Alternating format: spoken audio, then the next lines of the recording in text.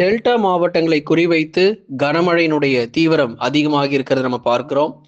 Delta மாவட்டத்தில் பெரும்பாலான பகுதிகளில் மழையினுடைய தீவிரமானது நிச்சயமாக அதிகரிக்கக்கூடும்.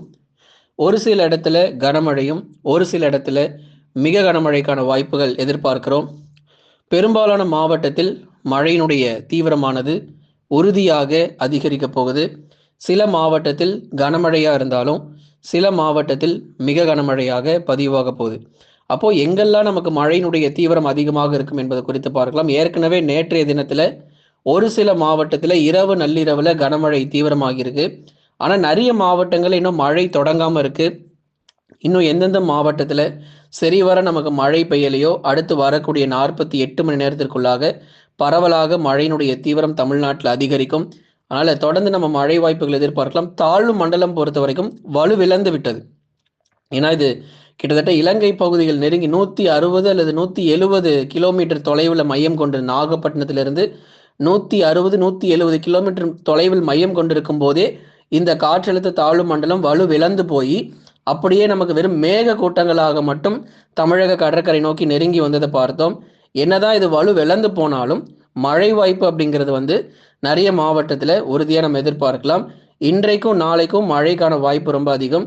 ஆகவே சென்னை முதல் புதுக்கோட்டை வரை இருக்கக்கூடிய பெரும்பாலான கடலோர பகுதிகளில் இருக்கிறவங்க நீங்க மழை பொழிவை எதிர்பார்க்க முடியும்.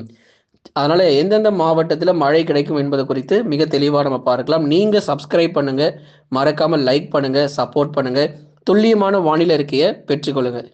அப்போ எந்தெந்த மாவட்டங்கள்ல இன்றைக்கு மழை வாய்ப்புகள் இருக்கும் அப்படின்னா, கடலோர மாவட்டங்கள் எல்லா பகுதிகளிலும், எல்லா கடலோர மற்றும் கடல் ஒட்டி இருக்கக்கூடிய எல்லா இடங்களிலும் உறுதியாக 100% மழை பொழிவு அப்படிங்கிறது எதிர்பார்க்க முடியும். இந்த தாழ்வு பகுதி வலுவிழந்தாலும் டெல்டா மாவட்டங்களில் மிக கனமழையானது புரட்டி போடும். மயிலாடுதுறை, நாகை, தஞ்சாவூர், திருவாரூர், அரியலூர், பெரம்பலூர், திருச்சி மற்றும் புதுக்கோட்டை உள்ளிட்ட பெரும்பாலான டெல்டா மாவட்டங்களில் கன முதல் மிக கனமழையானது தீவிரமடையும்.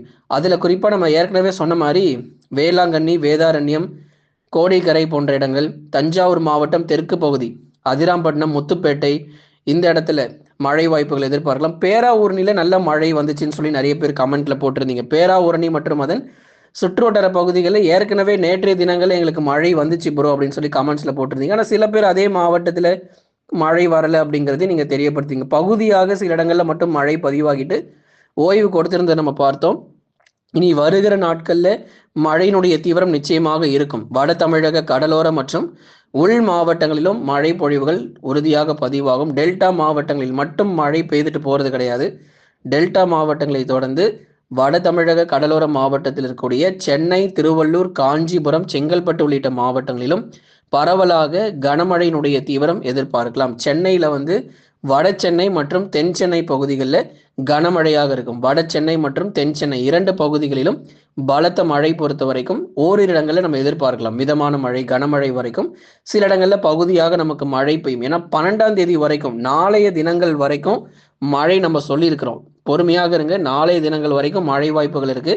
எங்கெங்கெல்லாம் மழை இன்னும் பெய்யலையோ இல்லை மழை இன்னும் தொடங்காம இருக்கோ, ஏன்னா தமிழ்நாட்டில் மொத்தமாக நமக்கு மழையே பெய்யாமல்லாம் கிடையாது. சில மாவட்டத்தில் மழை பெய்திருக்கு, சில மாவட்டத்தில் மழை இன்னும் தொடங்காமலே இருக்கு. எங்கெல்லாம் நமக்கு மழை சரிவர தொடங்கலையோ இன்னைக்கும் நாளைக்கும் மழை எதிர்பார்க்கலாம். அதற்கு பிறகு 13ஆம் தேதியிலிருந்து இயல்பு நிலைங்கிறது திரும்பிடும்.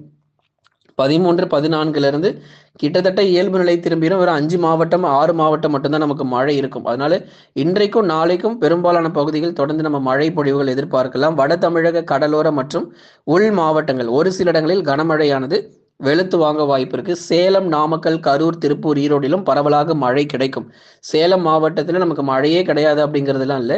உறுதியாக மிதமான மழை பொழிவாவது குறைஞ்சபட்சம் நமக்கு சேலம் மாவட்டத்தில் நமக்கு கிடைக்கக்கூடும். ஏன்னா தஞ்சாவூர், திருவாரூர் மாவட்டம், திருச்சிராப்பள்ளி உள்ளிட்ட மாவட்டங்களில் மழை நமக்கு வரும் பொழுது, அதே போல இந்த சேலம் மாவட்டங்கள், கரூர், நாமக்கல், திருப்பூர், ஈரோடிலும் பரவலாக கனமழை இருக்கும். தென் மாவட்டத்திலும் பெரும்பாலான பகுதிகளில் பரவலாக நீங்க மழை எதிர்பார்க்கலாம். மதுரை மற்றும் திண்டுக்கல் மாவட்டங்கள் மழை பொழிவுக்கான வாய்ப்புகள் இருக்கும். மதுரை மற்றும் திண்டுக்கல்ல அநேக இடங்கள்ல விட்டு விட்டு நமக்கு மிதமான மழை தீவிரம் அடையும். மதுரை, திண்டுக்கல், விருதுநகர், சிவகங்கை இது போன்ற இடங்கள்ல நமக்கு மழை வாய்ப்புகள் உறுதியாக பதிவாகக்கூடும்.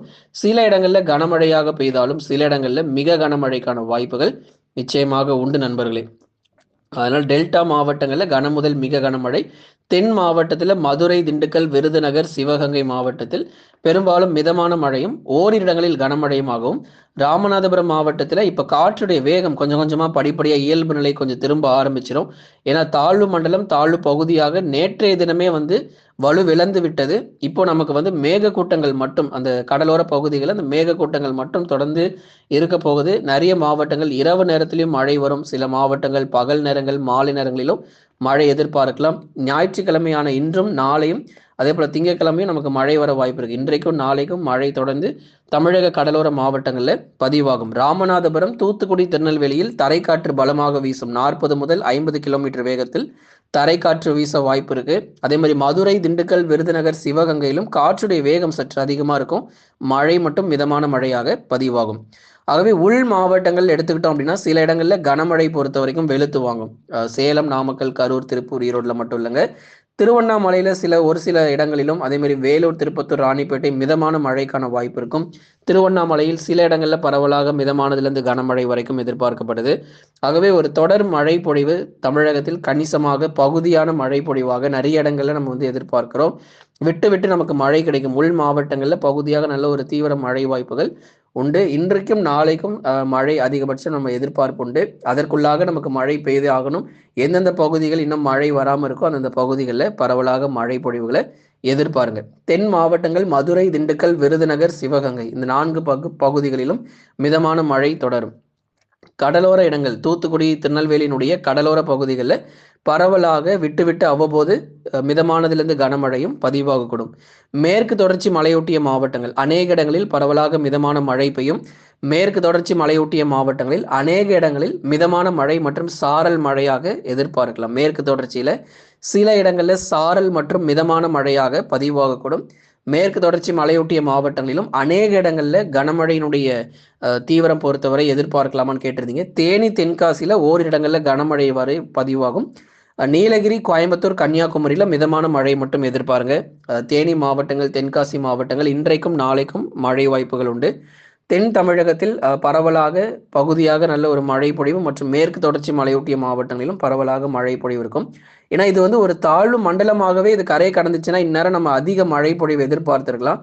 இந்த தாழ்வு மண்டலம் அதுதான் நம்ம வானிலை அறிக்கை ஆரம்பிக்கும் போதே சொல்லியிருந்தோம். தாழ்வு மண்டலம் தாழ்வு பகுதியாக மாறி வலுவிழந்த நிலை எப்போ அப்படின்னா நாகப்பட்டினத்திலிருந்து 160 கிலோமீட்டர் தொலைவில் இருக்கும் போதே இந்த தாழ்வு மண்டலம் வலுவிழந்து போச்சு. கிட்ட நெருங்கி அது வலுவிழந்து வெறும் மேகக்கூட்டங்களை மட்டும் தமிழக கடற்கரை ஓரி நம்ம தொடர்ந்து இருக்கிறதுனால இந்த மேகக்கூட்டங்களால நமக்கு மிதமானதிலிருந்து கனமழைக்கான வாய்ப்பும், கடலோர மற்றும் கடல் ஒட்டி இருக்காங்க பாருங்க, அந்த கடலோர மற்றும் கடல் ஒட்டிய பகுதிகளில் மட்டும் கனம் முதல் மிக கனமழையாக எதிர்பார்க்கப்படுது. நிச்சயமாக நமக்கு மழை பொழிவோடு தான் இந்த பொங்கல் வரப்போகிறது. 12ஆம் தேதி வருகிற நாளை தினங்களுக்குள்ள எல்லா மாவட்டங்களிலும் அநேக இடங்கள்ல மிதமானதிலிருந்து கனமழையும் ஓரிரு இடங்கள்ல மிக கனமழையும் பதிவாக போகுது.